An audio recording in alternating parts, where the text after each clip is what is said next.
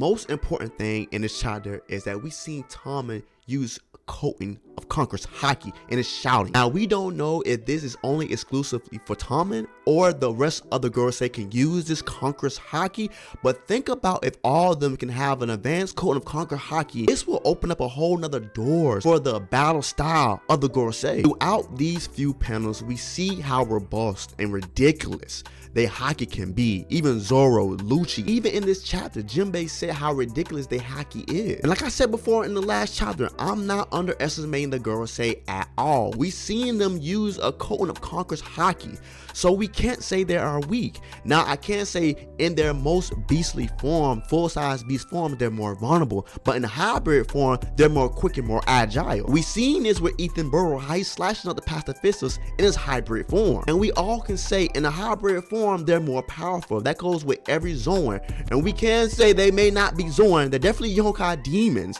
but in their hybrid Yonkai form, they're more stronger. And this goes along with the Zoan users. Like we see that Lucci is more stronger in his hybrid form. Kaido is more stronger in his hybrid form. So from now on out, we have to judge the Goroseis when they're in the hybrid form. But still, it amazes me. What if all other 5 elders have Conqueror's Haki? That's a whole nother battle style. That's a whole nother fight. That's a whole nother level that you gotta put the Gorosei at. And yes, we did see the giants actually flip over Tommen with ease. But I feel as though this is not what all the 5 elders are capable of. These immortal beasts have so much potential in their self. I feel as though they are a little rusty, but I feel as though the Gorosei are trying to knock off the rust from fighting. We seen that Jay Garcia Saturn said he haven't been on land in so many years, so I feel as though they knocking off this rust that when they fighting off with the giants and Luffy. Don't get me wrong, I'm not making no excuses for the Gorosei. All I'm saying is that you have to give them some credit of what they actually doing and the potential they have with their Yonkai beast forms. And some of us was right. We seen that Marcus Mars actually crashed in the dome and some of the debris was inside the dome. And later in this chapter, we see that Marcus Mars is inside the dome in his beastly form. Like he's talking to Lucci, and Lucci is telling him all the whereabouts of where everybody is inside the dome. And speaking on Lucci in a battle with Zoro, he got right back up. But we know that's how Zoan actually is. They actually have so much stamina and so much endurance, but we see that this might be a permanent scar on Lucci from Zoro, but they have to leave right now. And I don't think Lucci was out for the count. He definitely was weakened from Zoro's move, but Lucci still got up. Now we seen that when Lucci fought against Luffy, he was losing his mind frame.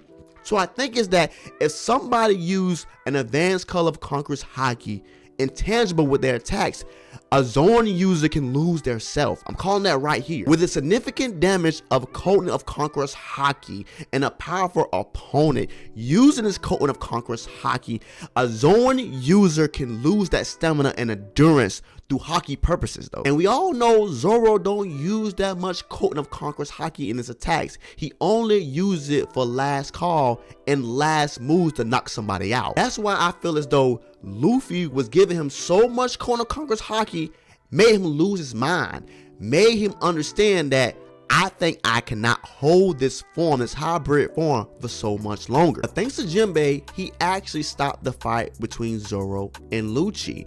And I feel though Lucci wants Marcus Mars to actually save Kaku or actually spare him. But it seems like Marcus Mars is not hearing that. Now we can say Lucci and Kaku are kind of like best friends.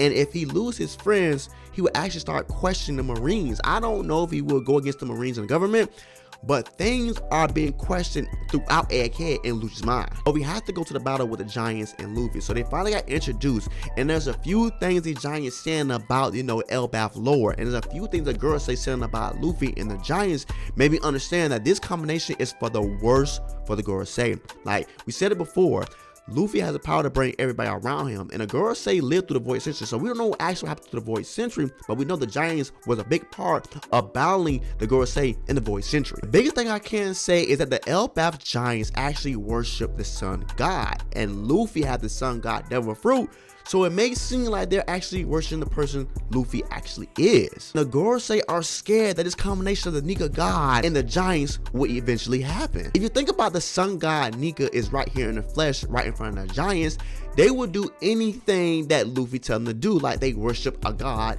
who's Nika, who's actually a devil fruit user named Luffy. But we have a few lore about Elbaf and maybe the beasts that dwell in Elbaf. When Dory say they look like beasts that's in Elbaf forest.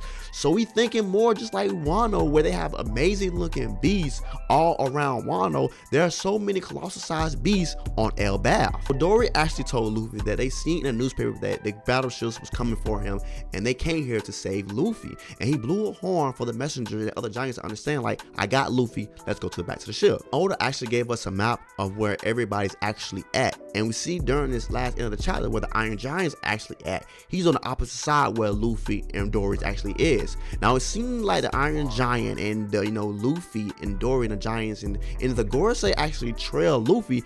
The Iron Giant, the Gorosei, and Luffy are gonna meet up at the ship at around the same time. But once Dory made this a mission accomplished call that he actually got Luffy, now Tommen blew a Conqueror's Haki wave clash and it echoed throughout Egghead. Even some of the Marines got knocked out because of this strong Haki roar that Tommen actually made. But Tommen gave us a lot of hints of the giants actually doing things to them in the Void Century. Like he said that we have much to settle with your kind. Even though the giants flipped him like a pancake, it took two giants, maybe the strongest giants on Elbaf, to flip him like a pancake. Two of the strongest giants. And a good reason why I said two of the strongest giants is because we see what the giants actually can do in this One Piece verse throughout the story. They have not been doing enough. And we see that Brogy and Dory has just flipped one of the five elders like he was a pancake. As Dory and Brogy actually flipped him, we see more dialogue with J. Garcia Saturn, basically saying that he need to be eradicated from the history books before you guys call him something else. Now maybe they will call Luffy God at the end of this chapter or on Elbaf, like they will worship him.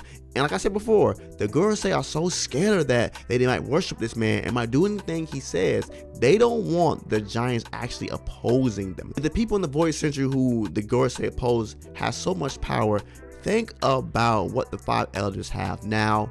Like, think about what they actually did back then to actually win this war. Do not take the five elders lightly. It definitely was somebody switched sides or betrayal, and that's how the Gorosei won this Void Century war. But it still was a battle on an even playing field at one point in time. So just think about this. The Gorosei are rusty right now. They're much stronger than hybrid form. If they was actually on top of everything, maybe they would have won this battle. They're definitely coming out this with a loss if the broadcasts go out. But at the same time, they actually fulfill the things they wanted to do, and that was to get the power station, get York, and get Punk Records. They're gonna get all that if they don't destroy the island with the Buster Call. But the craziest thing happened when J. Garcia Saturn started spitting these venomous bombs, what we thought, at the giants and Luffy. Luffy battled up and shot it right back at them. But nevertheless, there was explosion balls that J. Garcia Saturn starts spitting at Luffy. The crazy thing about this, I said on stream that it seems like Luffy is pulling these things from different dimensions. Like he's manifested a paintbrush in some paint, pulled it out of thin air, and used it to coat the tree. As he bit the tree up, he coated it right with paint that may seem like armor Haki. He put a hat on, and it seems like all this is armament Haki.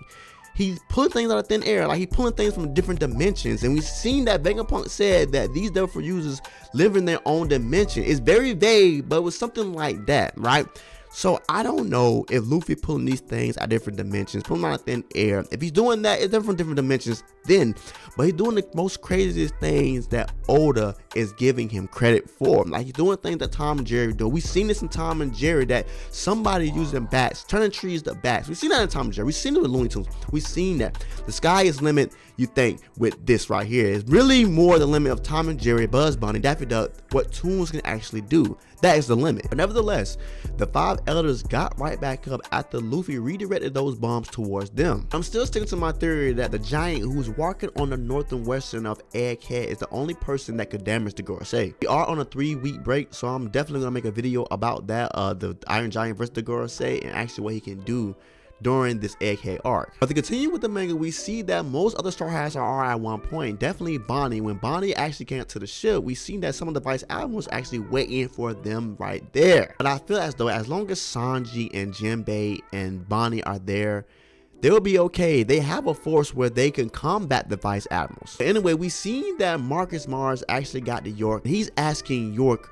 where is the room on the monitor? And York is about to pee her pants by looking at this ravaging beast. Now we can say that York's actually going to tell him where's the monitor room, and he's going to get to a point where he can stop the broadcast, but I don't think he's going to be able to stop the broadcast. We fast forward to a panel with Kizaru, and some other Marines are asking Kizaru, are he hurt? But he says his pain runs more deep.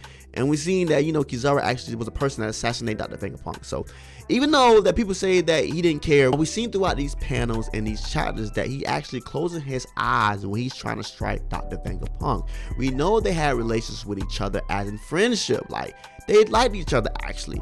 The time when Vegapunk was operating on Kuma, they had a great friendship. So you cannot say Kizaru is saddened right now. He just getting an opportunity to mourn Dr. Vegapunk, because I feel as though Kizaru knows that he dished the final blow on Dr. Vegapunk. But we finally get to the last panel of this chapter, and I said before, Oda's gonna leave us on a cliffhanger, and he definitely did. The gargantuan Iron Giant is moving on the northwestern of the island, the opposite side of where Luffy, the Gorosei, and the Giants are. And like I said before, it seemed like they're gonna meet up around the giant ship. And the craziest thing about it is that this Iron Giant is speaking, and he's saying, sorry, Joy Boy. Now, in my opinion, I think some of these people like the Sea King and the rest of the people that's in the Void Century and like this Iron Giant are saying sorry, because I feel like they wasn't there for Joy Boy when Joy Boy needed them the most. The thing is this right here, we've seen a lot of reference with Joy Boy and a lot of ancient things. The amount of power that Joy Boy had in the Void Century, the amount of things that he accumulated during the Void Century, and he still lost to the Gorosei. Like, I don't know if that's a good thing or a bad thing for Luffy and company, but during the final war, we're gonna see how the Gorosei actually stands tall and their power force, because they lost dearly a lot of force because they eliminated Dr. Vegapunk. The person that was ushering in a new battle style for them is now gone. There's so many hype around this Iron Giant, in my opinion. Like, the things that he possibly can do to the Gorosei, the things that he actually can help with Straw Hats and AK art to actually have them leave. Like, he might be the scapegoat for the Giants, and you know, Luffy can leave. What if he actually will be alongside the Giants? What if he see Luffy and hear the drums of liberation, he actually want to go with Luffy after he give Luffy the time to escape? Like, we see that he has booster packs on his back, like he can travel from a far distance. I really hope that he actually can fight off the Gorosei and still leave. Like, this gonna be a topic of discussion throughout these 3 weeks, what actually the Giant can do. I'm pretty sure that he knows how to fight against the Gorosei. All this immortality stuff with the Gorosei is gonna be put to an end when he fight off against them. There has to be a hint somewhere to how to fight against the Gorosei. If they are immortal, there has to be a hint on Egghead. This may be the last time until the final war where we're going to see the Gorosei. There may be some lore on Elbaf on how to defeat these immortal Yonkai, but I think it's going to be a hint with the Iron Giant facing off with them on how to actually put a dent inside their immortal armor. But that was the chapter. It was so good. Oda left us off with a cliffhanger, like I said before. There are things transpiring Egghead, and we're almost at the end of this Egg arc. But the chapter rating is 10 out of 10. We are off for 3 weeks of One Piece. I hate to say it, but I'm definitely going to give you more theories over this past 3 weeks and give you something to look forward to. I just can't be off for 3 weeks because I love One Piece. Like, come on now. But I would love to know, how do you feel about Tommen actually using the Conqueror's Haki? How do you feel about the Iron Giant and actually what he's going to do? How do you feel about the fight probably still was going to go on between Zoro and Lucci? Leave a comment down below, like, subscribe to get more of me and more One Piece content. And thank you all who actually gave me a thumbs up for this video and actually subscribed during this video or after this video. I appreciate that kindly. And like always, love you, love yourself. Peace.